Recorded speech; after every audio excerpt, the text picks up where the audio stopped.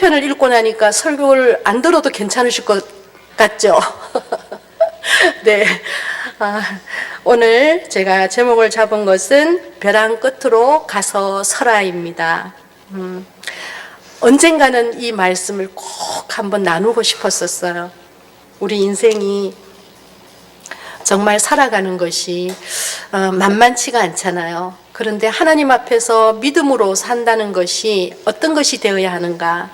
우리의 믿음으로 산다는 것은 결단이 있어야 되고 정말 죽음을 불사할 수 있는 정도로 우리가 하나님 앞에 매달리지 않으면 우리의 믿음 생활이 온전히 유지하기가 어려운 것이 우리의 믿음 생활입니다. 그래서 벼랑 끝으로 자의적으로 내 발로 그야말로 가서 설 수 있는 그 믿음이 얼마나 귀한 것인가, 그것을 꼭 나누고 싶었어요. 왜냐하면 저는 등을 떠밀려서 여기까지 왔거든요. 근데 하나님께서 참으로 우리에게 바라시는 것은 자발적으로 우리가 자원하는 마음으로 하나님 앞에 나아가는 것을 하나님께서 기뻐하시기 때문에 이 말씀을 꼭 나누고 싶었습니다. 그래서 기회가 와서 오늘 이 말씀을 전하고자 합니다. 혹시 임계점이라고 들어보셨어요? 조금 생소한 단어이긴 한데 임계점 들어보신 적 있으신가요? 있으시죠?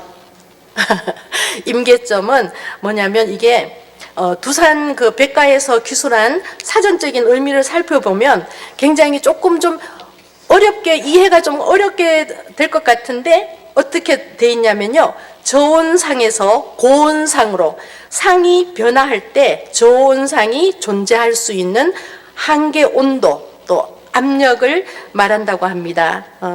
이렇게 얘기하면 굉장히 좀 복잡하죠. 그러니까 저온이었는데 그것이 고온이 될 때 그 교차하는 지점, 한계점, 그것을 얘기하는 거예요. 그러니까 화학 관련 내용이기 때문에 어렵게 이해가 되는 용어인데 쉽게 표현하면 경제용 우리가 해석으로 한다 그러면, 만약에 내가 장사를 하고 있어요. 근데 장사를 시작했는데 처음에 장사가 안 돼요.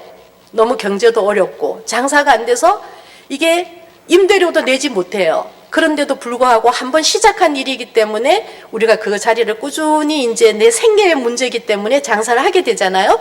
근데 하는데 이제 항상 부채에 마이너스로 하다가 어느 날 선순환으로 가서 이제 이익이 나는 기점, 그 한계 기점을 가지고 임계점이라고 그러고요.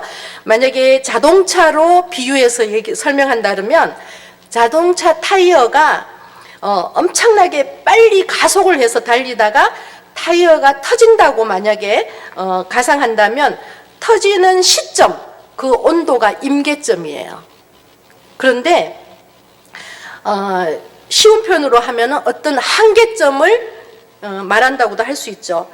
우리 그리스도인들에게도 임계점을 통과해야만 하는 과제가 있습니다. 모든 그리스도인들이 임계점을 통과해야지만 우리가 정말 진심으로 정말 우리가 하나님의 사람이다, 그리스도인이다 하는 것을 우리가 인정할 수 있고 인정받을 수 있는 그 임계점, 그것이 있다고 얘기할 수 있다는 거죠. 그래서 오늘 시편 37편 말씀을 통해서 어떻게 하면 우리가 임계점을 통과해서 믿음의 반석 위에 든든히 세워져 갈 수 있는가, 그것을 살펴보기 위해서 시편 37편을 선택했습니다. 이 시편 37편 말씀을 한번 다시 처음부터 쭉 한번 보시겠습니다. 시편 37편에 보면 어쩌면 이 구약시대나 우리 신약시대나 이 성경은 구약과 신약이 한 짝을 이루고 있잖아요. 그런데 구약시대나 신약시대나 일어나는 건, 사람이 사는 건 다 똑같더라고요. 보니까 그때도 악을 행하는 사람들이 하나님께서 계속해서 이 오늘 말씀을 보면 악인과 의인에 대해서 대비하면서 말씀이 시작하고 있습니다. 근데 1절에 보면 악을 행하는 자들 때문에, 악을 행하는 사람, 지금도 우리가 살아가는 세상에 악을 행하는 사람들이 많잖아요. 불의를 행하는 사람들 많고요. 그죠? 그런 사람들이 있을 때 불평하지 말라는 거예요. 그리고 불의를 행해가지고 이익을 얻는 사람들 때문에 그냥 속으로 좀 그렇게 우리 어쩔 수 없이 시기 같은 게 일어나잖아요. 그냥 한번 눈 감으면 그냥 만약에 이익이 난다 그러면 요번에 그 LH인가요? 그 사건이 터졌을 때 저도 곰곰이 한번 생각해 봤어요. 그 사람들이 연료한 그 정보를 들었는데, 미리 정보를 들어서 그 땅을 사놓으면은 나중에 돈이 더 많은 부가 생긴다고 생각하고 그것을 자기들 사이에서 암암리에 그것이 퍼졌는데, 그것이 돈이 있고 그런 사람들은 그 땅을 사놨단 말이에요. 그런데 만약에 우리 그리스도인들이 그런 상황에 있었을 때 갈등이 생기지 않을까? 다른 사람 다 하는데 뭐 내가 좀 그거 한다고 해서 그런 마음이 들지 않을까 하는 그런 마음이 들더라고요. 그래서 그러나 하나님께서 말씀으로는 그런 것들에 우리가 연연해서는 안 되고 우리가 정도를 걸어야 되고, 하나님께서 말씀하시는 것에서 조금도 빗나가서는 안 되고, 세상의 원리로 우리가 살아갈 사람들이 아니라는 것을 그냥 장기적으로 보나 단기적으로 보나 우리가 손해를 보는 이 한이 있더라도 우리가 정직하게 그야말로 하나님께서 기뻐하시는 그러한 선한 사람으로 살아가야 할 이유가, 그들이 지금 잘 되는 것 같아도 풀과 같이 속히 베인대요. 그리고 푸른 채소가 얼마나 쉽게 메말라요. 그냥 뜨거운 햇빛 한번 쬐면은 다 시들어버리듯이 그들이 지금 우리 눈에 보일 때 부해 보이고 또 그런 것들이 현명해 보이고 지혜로운 것 같지만, 그러나 하나님께서 악일은, 그러니까 하나님께서는 땀을 흘려서 우리가 땅을 기경해서 우리가 거기에서 먹을 것을 구하고 그렇게끔 우리를, 인간들을 창조하셨는데, 불의로 이렇게 재산을 늘리고 그런 것들은 다 나중에 바람에 나는 겨와 같이 모든 것들이 헛되다는 것을 말씀하십니다. 하나님께서는 우리에게 주시는 명령이 오늘 하나, 둘, 셋, 네 가지로 저희들이 볼 수 있다면, 3절에 보면 우리 의인들이, 악인이 아닌 의인들이 취할 수 있는 것은 여호와를 의뢰하고 선을 행하는 삶을 살래요. 선을 행하래요. 여호와를 의뢰하고 선을 행하래요. 네, 그래서 땅에서 머무는 동안에 우리 하나님의 그 성실하심, 그것을 먹을거리로 삼아서 살고 선을 행하는 것. 왜 선을 행하라고 할까요? 하나님이 선하신 분이시기 때문에. 우리 예수님한테 어떤 사람들이 물었죠. 선하신 선생님이요. 그랬을 때 예수님이 그러셨어요. 예수님은 인간의 몸을 입고 오셨잖아요. 완전한 하나님이시면서 완전한 인간으로 이 땅에 오셨기 때문에 나한테 선하다고 말하지 말라고, 하나님만이, 한 분만이 선하시다고 말씀하셨어요. 예수님께서 그러셨어요. 하나님만이 선하시다 그러셨어요.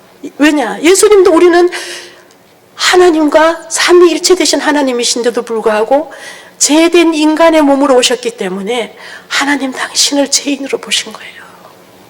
그래서 십자가에 달리셔서 그 피를 흘리시면서 하나님 앞에 그 모든 것들을 갚으신 거예요.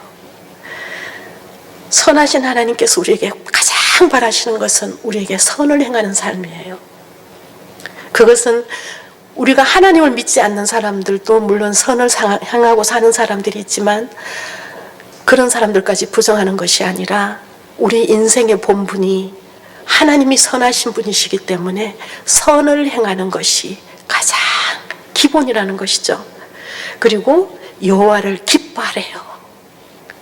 4절 말씀에 또 여호와를 기뻐하라. 왜 그러냐? 하나님께서는 우리를 다 아신대요. 그래서 우리의 마음을, 소원이 뭔지를 다 아시기 때문에 그 마음의 소원을 이루어 주시는 분이시기 때문에 그 여호와를 기뻐하래요. 그 기뻐하고 나면은 내 길을 여호와께 맡기라 하나님께서 말씀하세요. 우리의 길을 내가 아무리 내 생각에 이 길이 바른 길 같고 옳은 길 같고 이렇게 가면은 제대로 가는 것 같지만, 그러나 발걸음 하나하나 그것까지도 하나님 앞에 맡기지 않으면 우리는 걸어갈 수밖에 없다는 것이죠. 6절 말씀에 내 의를 빛같이 나타내시며 내 공의를 정오의 빛같이 하시리로다. 하나님께서 약속하시는 거예요. 빛, 그리고 강조하시죠. 정오의 빛. 정오의 빛이 어떤 빛이에요? 가장 뜨겁고 가장 밝고, 그처럼 하나님께서 우리의 길을 하나님께 맡기면 하나님께서 그렇게 만들어 주신다는 것입니다. 네. 그리고 7절 말씀에 여호와 앞에 잠잠하고 참고 기다리라. 자기 길이 형통하며 악한 꾀를 이루는 자 때문에 불평하지 말지어다. 분을 그치고 노를 버리며 불평하지 말라. 오히려 악을 만들 뿐이라. 여기서 잠잠하고 참고 기다리라. 하나님께서 행하실 것이기 때문에 하나님께서 행하시는 그때 하나님의 시간을 기다리는 지혜를 우리에게 또 말씀하시고 계십니다. 그런데 잠잠하고 참고 기다리는 것이 우리가 아무것도 하지 말고 그냥 감나무에서 감이 떨어지기를 기다리라는 그런 뜻이 아니에요. 이 앞에서 말씀하신 것처럼 여호와를 의뢰하고 선을 행하면서 적극적으로 긍정적으로 우리가 할 수 있는 최선의 삶을 사는 것을 말씀하시는 거지, 잠잠하고 참고 기다리라 그런다고 아무것도 하지 말고 그냥 가만히 하나님께서 하실 것을 바라보라는 것이 아니에요. 우리가 할 수 있는 인간으로서 주어진 최선의 삶을 살아라고 말씀하시는 것입니다. 오늘 말씀에 보면 9절에도 하나님께서 여호와를 소망하는 자들은 땅을 차지한다고 말씀하시고요, 온유한 자들도 땅을 차지한다고 11절 말씀에 말씀하고 계세요. 산상보훈에서 우리 예수님께서 말씀하셨죠. 온유한 자들은 땅을 차지할 것이라고. 주님도 말씀하셨던 것이 이 시편에서 기인한 것이 아닌가 하고 보고 있습니다. 그런데 이 땅에 대한 약속을 우리 주님께서 계속해서 주시는데 22절에도 보면 땅을 차지하고 이렇게 나와 있습니다. 그런데 29절에 가면요, 또 의인이 땅을 차지하며, 그리고 34절에 가서 또 땅을 차지하게 하실 것이라 이렇게 말씀하세요. 이 말씀을 읽으면서 어떤 마음이 드세요? 지금 그 땅 때문에 저렇게 다들 난리가 난 세상이고, 여기 앞에 지금 우리 앞에 있는 집이 있잖아요. 거기서도 보니까 청량을 다시 해가지고 내 땅이라고 조금 더 경계를 정해가지고 땅을 조금 더 넓히신 것 같더라고요. 이렇게 담이 이렇게 보니까, 그러니까 지난번에 있던 것보다도 조금 이렇게 나온 것 같고, 이쪽에도 이렇게 더 이렇게 해서 이건 내 땅이다 하고서는 막 경계를 딱 막 철로 그냥 울타리를 만들고, 다 이 세상 사람들은 땅에 대한 그 욕심과 그것이 내 거라는 그러한 것으로 경계를 짓고 싶어 하잖아요. 근데 성경에서 오늘 또 계속해서 의인들, 하나님을 의뢰하는 자들, 여호와를 소망하는 자들에게 하나님께서 땅을 주시겠다고 말씀하세요. 이 땅의 땅을 말씀하실까요? 아니요. 영원한 하나님 나라를 우리에게 선물로 주시겠다고 말씀하시는 거예요.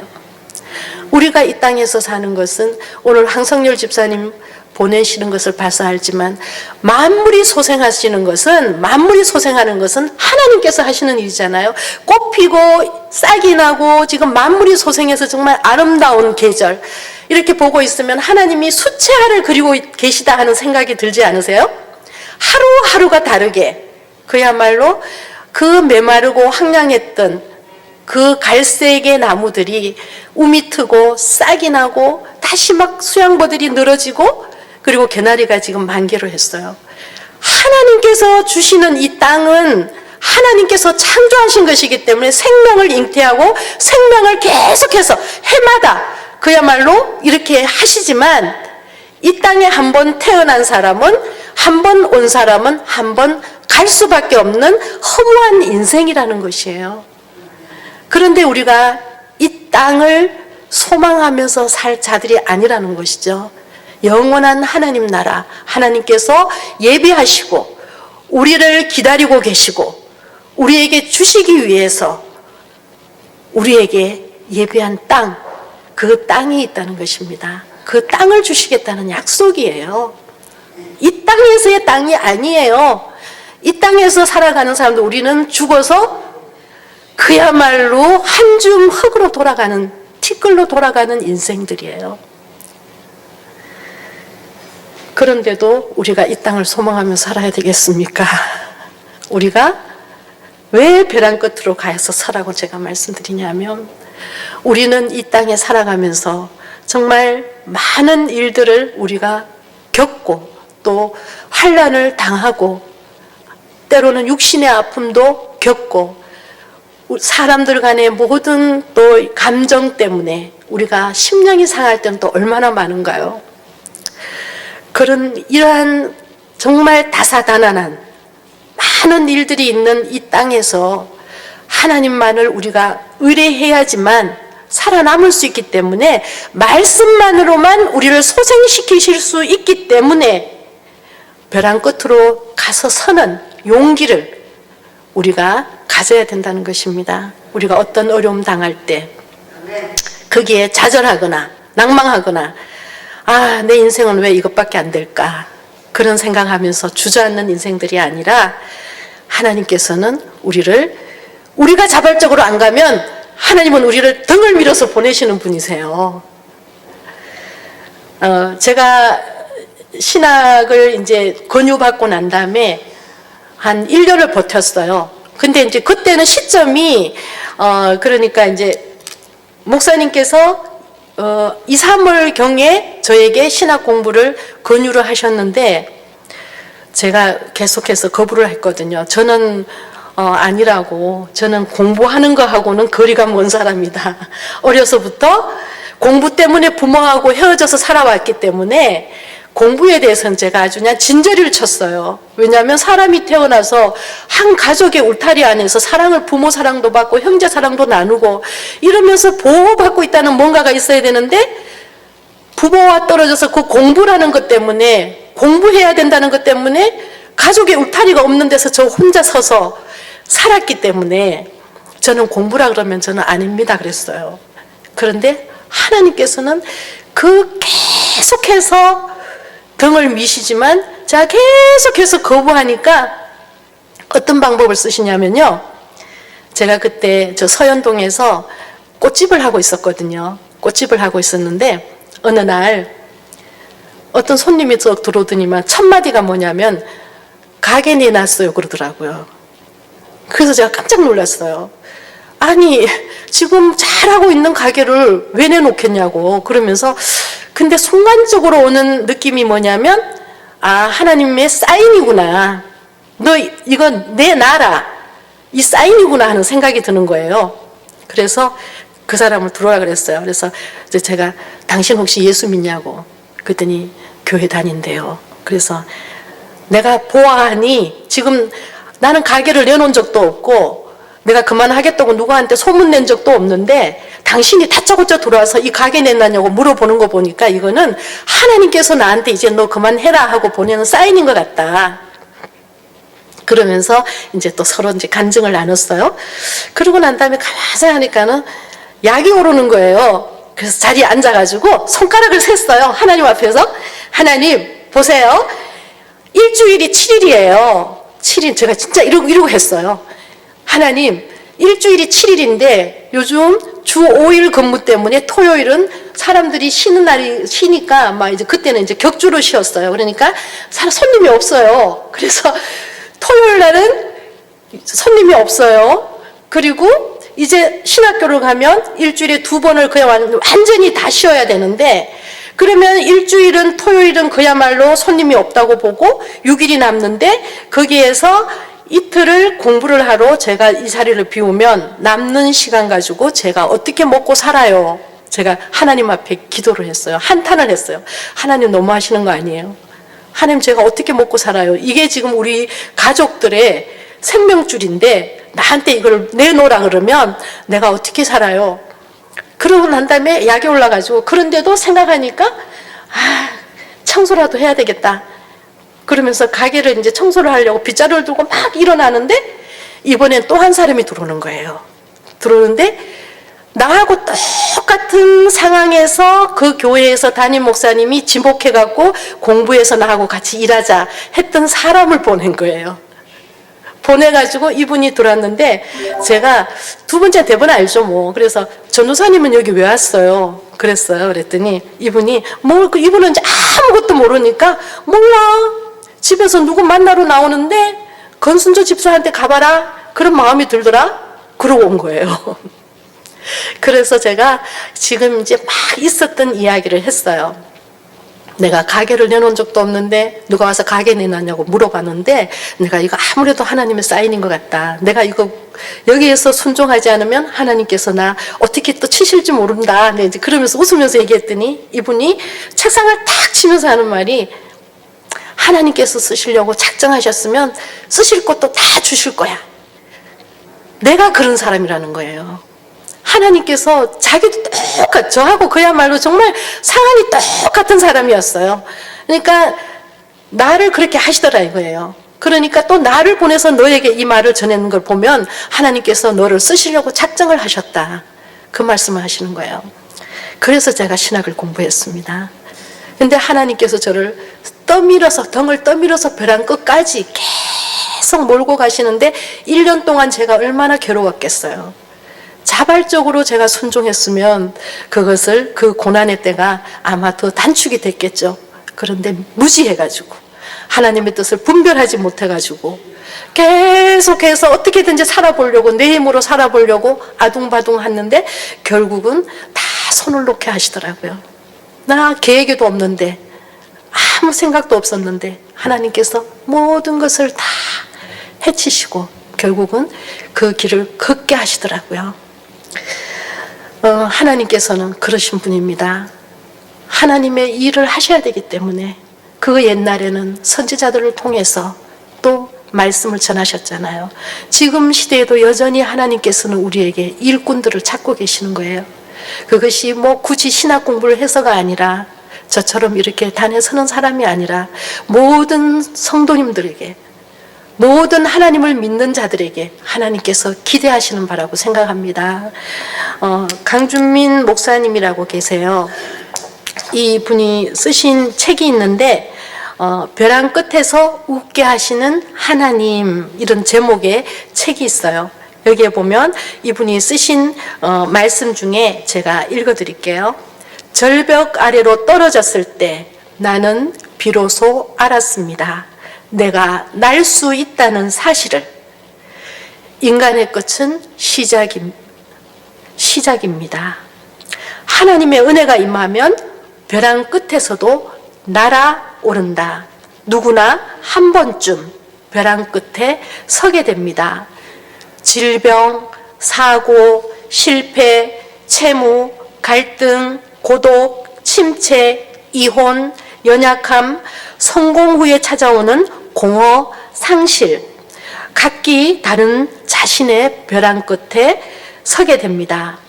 당신이 처한 벼랑 끝이 무엇이든 하나님이 함께 하시면 그 벼랑 끝은 인생의 끝이 아닌 새로운 시작이 됩니다. 벼랑 끝은 하나님의 능력의 장소이자 축복이 임하는 은혜의 장소입니다. 구구절절이 마음에 다가오시죠. 살아온 세월이 있기 때문에 다 이해가 되시고 다 녹아드시죠. 맞아요. 이분이 말씀하셨어요. 절벽 아래로 떨어진다고 나는 이제 죽었다 하고 떨어지는 순간 거기에서 내가 비상하고 날 수 있는 그러한 사실을 그가 알았다고 지금 고백하고 있는 것입니다. 혹시 미얀마 시민 불복종 운동 알고 계신가요? 뉴스를 통해서 계속해서 지금 보고 계시죠? 2021년 그러니까 지금 2월 1일 날 군부 쿠데타가 일어났습니다. 근데 시민 불복종 운동 사망자가 어제까지 255명입니다. 근데 실종된 자들은 아마 더 많기 때문에 더 많은 사람들이 어디에선가 죽어서 정말 지도새도 모르게 죽고 버려지고 지금 그러한 상황입니다. 지금 2021년도에 일어난 일입니다. 이 미얀마 시민 불복종 운동을 보면서 그런 마음이 들었어요. 이게 1988년도 8월 8일 날 처음으로 이들이 시민 불복종 운동을 한 적이 있어요. 그러니까 88년 8월 8일 날 이제 항쟁을 했었어요. 근데 그들이 평화적인 시위로 시작됐는데 군부에 의해서 그들이 거기서 좌절이 됐었어요. 그때 특별히 젊은 사람들 그리고 대학생, 승려 시민들이 포함해서 수천 명이 희생됐답니다. 그런데 그 일을 한번 겪었기 때문에, 그들이 실패했었기 때문에 이번에는 실패하지 않겠다고 정말 많은 노력을 하고 있는데, 정말 피를 흘리고 있는데, 오늘 아침에 잠깐 보니까 그 군부가 이제는 완전히 이성을 잃었대요. 군부가 그냥 사람들을 죽이고 이렇게 이게 그야말로 살상하는 이런 것들에 그들의 양심이 마비가 된 거죠. 그래서 선량한 시민들이 그 모래 주머니를 그 총탄으로부터 자기들을 보호하기 위해서 쌓아놨던 것을 이걸 짊어지고 걸어가라 그런 거예요. 그 이제 벌을 내린 거죠. 이제 왜 불복종 운동을 하냐고. 근데 한 여성이 그것을 가지고 가다가 너무 무거우니까, 모래 주머니가 그게 얼마나 무거워요. 쌀포대 같은데. 그게 넘어지니까 옆에서 짐승처럼 기어가게 만든 거예요. 사람을, 여성을. 그러니까는 여성이 이렇게 네 발 이렇게 두 손으로 해갖고 기어가고 있는데, 경찰이 와갖고 뒤에서 막 엉덩이를 발로 차고 그러는 사진이 나왔더라고요. 그냥 생생하게, 그야말로 이 탄압하는 그런 사진들이 지금 계속해서 인터넷에 올라오고 있는데, 이 미얀마 사태를 보아서 알듯이 이 땅에서, 우리가 살고 있는 이 땅에서도 민주화를 이루기 위해서는 피해 대가를 치르면서 싸워야지만 된다는 거예요. 누군가의 희생을 바탕으로 평화를 얻게 된다는 것을 우리가 보게 됩니다. 이제 사순절 5번째 주간이자 또 다음 주면 고난주간이 시작됩니다. 우리 인생들을 구원하시기 위해서 이 땅에 오신 우리 주님의 고난을 묵상하면서 영혼 구원의 열정이 교회들마다 다시금 일어날 수 있도록 저희들이 마음을 모아서 기도해야 될 때라고 생각합니다. 저 미얀마, 그들을 위해서도 또 기도를 좀 해주셨으면 좋겠습니다. 그게 먼 나라의 이야기가 아니라 우리가 살고 있는 현실이 될 수도 있는 거고요. 이 땅에는 악인들이 득세하고 있기 때문에 우리가 얼마든지 그 피해자가 될 수 있는 것이 우리가 살고 있는 이 땅입니다. 악인들이 사는 세상. 그러나 우리가 희망의 끈을 놓지 않는 것은 하나님께서 다 알고 계신다는 것. 하나님께서 악인들이 아무리 득세하고 그들이 아무리 의인들을 핍박한다 할지라도 하나님의 때에 하나님께서 반드시 하나님의 계획을 이루실 줄 믿습니다. 저희들 지금 계속해서 성경 읽게 하고 있잖아요. 성경 보시면서 어떤 마음이 드세요? 너무 어떤 때는 답답한 마음도 들어요. 어떻게 이스라엘이, 하나님의 선민인 이스라엘이 이렇게까지 끊임없이 반역을 할까? 하나님께서 구원을 선포하고 또 살 길을 열어주면 조금 한 대가 가기가 힘들어요. 왕이 한 대가 가기 전에 또다시 반역하고 그런데도 끊임없이 하나님은 기다리시고 또 기다리시고 계속해서 구원의 메시지를 선포하시는 것을 봅니다. 저희들이 오늘 말씀, 오늘 시편 37편 말씀 13절에 보면 이런 말씀이 있어요. 그러나 주께서 그를 비웃으시리니 그의 날이 다가옴을 보심이로다. 이 말씀을 읽으면서 열왕기상 20장 말씀이 생각났어요. 하나님께서 아무리 이 땅에 악인들이 득세하고 저들이 정말 이 세상을 통치하는 것처럼 의인들을 핍박하고 못살게 군다 할지라도 하나님께서는 다 알고 계신다는 것. 그것이 열왕기상 20장에 보면 아람과 이스라엘 군의 싸움을 통해서 적나라하게 하나님께서 보여주고 계세요. 아람과 이스라엘이 싸움이 났는데 1차전에서 아람이 져요. 그런데 그들이 하는 말이 그들의 신은, 그러니까 이스라엘의 신은 산의 신이다. 그러니까 우리가 평지에서 싸우면 이길 것이다. 그렇게 얘기를 해요. 그런데 엘리사가 여기에 나오는 선지자가, 여기서 엘리사라고는 표현이 안 돼 있죠. 한 선지자가 아합 왕에게 그렇게 얘기를 하죠. 1년 후에 다시 아람 왕이 이제 침략을 할 것인데 대비를 해라. 그렇게 대비를 하라 그러면서 평지에서 싸우기 위한 준비를 하게 해요. 그런데 이때 하루에 아람의 보병을 10만 명을 죽였다고 그래요. 이스라엘 자손이 아람의 보병들을 10만 명을 죽였다 그래요. 보병이 땅에서 하는 군인이잖아요. 그러니까 이 아람 군인들이 자기들이 산에서 싸워서 우리가 그들의 신이 산의 신이기 때문에 우리가 졌다고 생각하고 땅에서 우리가 하면 이길 것이다 했지만 하루에 보병 10만 명을 이스라엘 군이 죽이게끔 하나님께서 하셨어요. 그런데 재밌는 것이 우리 한번 열왕기상 20장 말씀을 한번 찾아볼까요? 이렇게 저를 따라가면서 제가 한번 읽어드릴게요. 20장 552쪽이에요. 552쪽.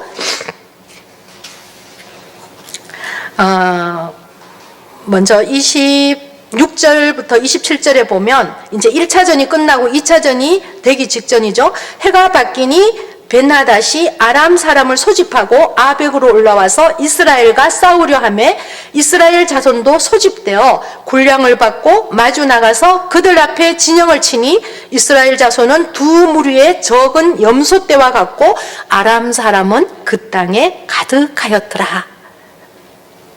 서로 대적이 안 되는 거죠. 그때 하나님의 사람이 이스라엘 왕에게 나와 말하여 이르되 여호와의 말씀에 아람 사람이 말하기를 여호와는 산의 신이요 골짜기의 신은 아니라 하는도다. 그러므로 내가 이 큰 군대를 다 내 손에 넘기리니 너희는 내가 여호와인 줄 알리라 하셨나이다 하니라. 네, 하나님께서 그렇게 말씀하셨어요. 그런데 30절 말씀해 보셔요. 그 남은 자는 아벡으로 도망하여 성읍으로 들어갔더니 그 성벽이 그 남은 자 2만 7천 명 위에 무너지고 벤하닷은 도망하여 성읍에 이르러 골방으로 들어가니라. 이게 말이 되는 싸움이에요. 10만 명이 죽었는데 남은 병사 2만 7천 명이 아벡 성읍으로 들어갔는데 그 성벽이 무너졌는데 몰살을 한 거예요. 이게 어떻게 이 싸움이 가능하다고 생각하세요?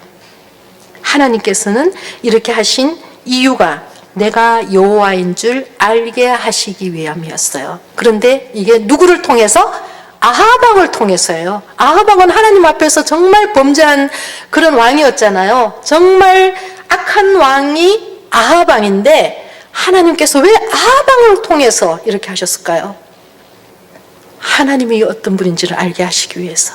비록 하나님의 징계를 받고 그가 나중에 죽을 수밖에 없는 인생이었지만 그럼에도 불구하고 이 이스라엘을 대적하는 아람이 하나님을 경멸하고 하나님에 대해서 참으로 얕봤기 때문에 하나님께서는 이렇게 그 악한 왕 아합을 통해서도 하나님이 어떤 분이신지를 오늘 보여주고 계시는 거예요.